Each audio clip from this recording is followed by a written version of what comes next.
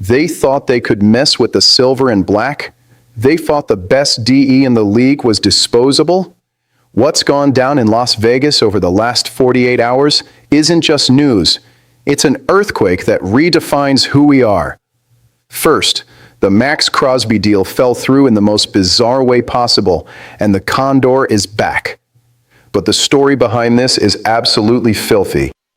Second, the contract for our new general of the O-line, Tyler Linderbaum, has a poison pill clause that could let us lose him for nothing down the road. And to top off this madhouse, Tom Brady finally opened his mouth and confirmed he tried to come out of retirement, but the NFL blocked our owner player. Buckle up and smash that like button, because what I'm about to tell you changes everything for the Raiders. If you're a real Raider, don't go anywhere because things just got real. Raider Nation, let's keep it 100. The Baltimore Ravens tried to pull a fast one on Max Crosby and the Raiders, and it totally backfired. Here's the deal. GM John Spytek had the trade locked in. Crosby was heading to the Ravens for 2 first-round picks. Done deal, right? Wrong. Baltimore scrapped the whole thing, claiming Max failed his physical due to a degenerative knee issue. Are you kidding me, Eric DaCosta? Sources inside Vegas are already calling BS. They got cold feet about the price tag or the salary cap and used his health as a scapegoat. That's trashing the reputation of a warrior who would play on one leg if they let him. The impact is massive. While we thought Max was gone, Spytek had already started spending the cap space he thought he'd saved. We brought in Nakobe Dean, Quay Walker, Linderbaum. We built a super team thinking Crosby's salary was off the books. And now Max is back. And Spytek, cool as a cucumber, just said, we welcomed him back like he never left. My take, Max Crosby coming back is a gift from the football gods, even if the cap requires some major gymnastics now. Pairing him up with Kwity Paye and Malcolm Kuntz, forget about it. This front seven is going to be a nightmare. Max loves this franchise. He wanted the Raiders to win even when he thought he was being shipped out.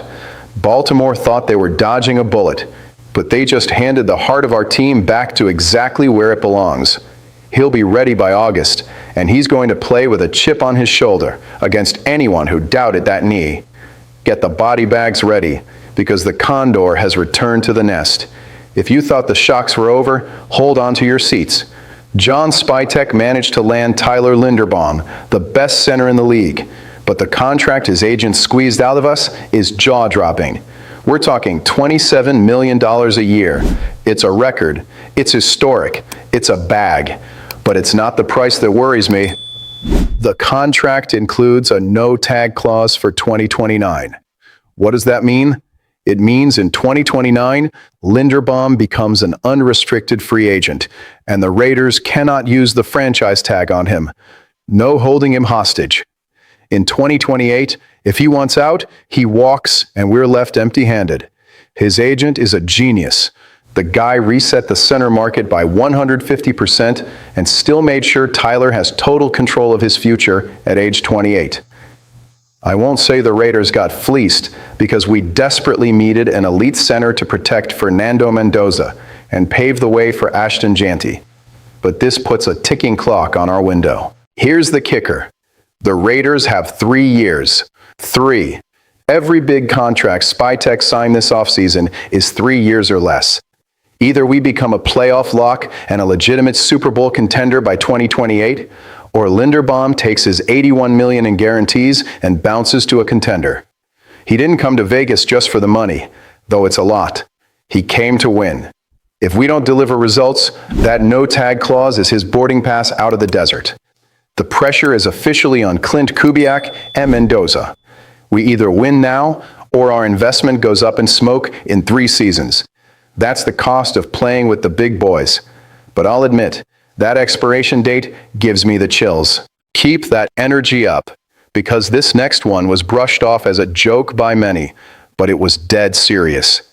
Our boss, Tom Brady, admitted publicly that he tried to play again. He actually inquired with the league about being an owner player for the Raiders. Can you imagine the marketing? The GOAT coming down from the owner's box straight into the huddle? But of course, the NFL loves to rain on our parade. The league shut it down because of that 2023 policy that stops players from having equity in a team.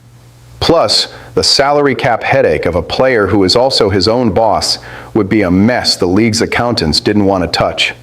Why does this matter now? Because it shows that Brady's competitive fire is still scorching. He said that Fanatics flag football game reconfirmed he's happy in retirement. But we can read between the lines, right? He tried.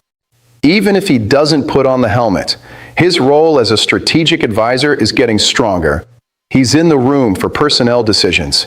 He's influencing the front office, and you better believe he'll be in Fernando Mendoza's ear 24/7. We don't have Brady on the field, but we've got the brain in the building. With the pieces we're putting together, Dean, Walker, Linderbaum, and the accidental return of Crosby, the 2026 Raiders are being built with the mindset of a man who only accepts rings. Make no mistake, Brady isn't here just to be a pretty face in the suite.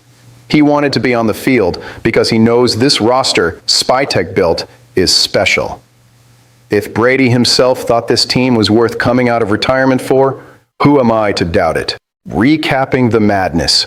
Maxx Crosby is back after the Ravens tried to play us.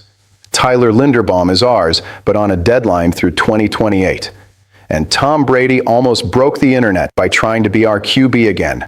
January 2026 is officially one of the craziest months in the history of this franchise. Now, for the golden question, and I want total honesty in the comments.